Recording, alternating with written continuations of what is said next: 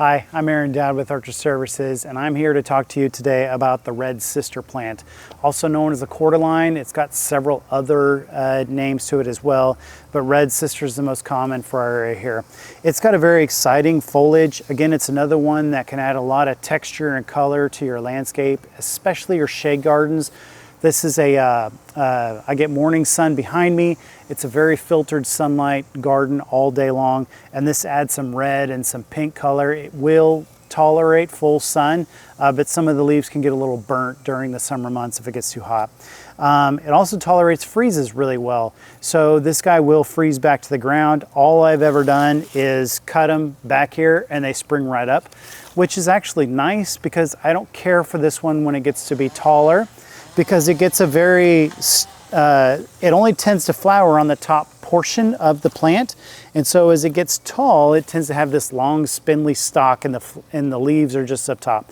So I love it when it's kind of in this 18-inch to maximum kind of 3-foot range. Past that, if it gets too tall, just cut it back to the ground and let it spring up a new growth. It'll probably get a little bit more color to it if you have it in a little bit more sunlight than what I do here.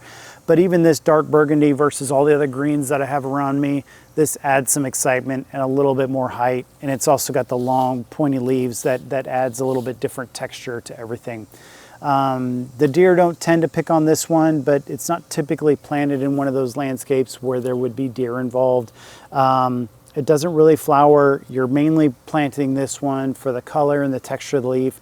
It's also extremely low maintenance. There's nothing you need to do with this guy except for when the leaves get to, like at a palm, if you see any dead leaves down here at the bottom, you can just pull these off. There's not much to it. Very easy. Have fun with this one. Add some excitement. It'll also do really well in pots. So if you want to add something cool in a pot a little bit taller, it can do great in there too. Have fun in your landscape and try new things. Thank you.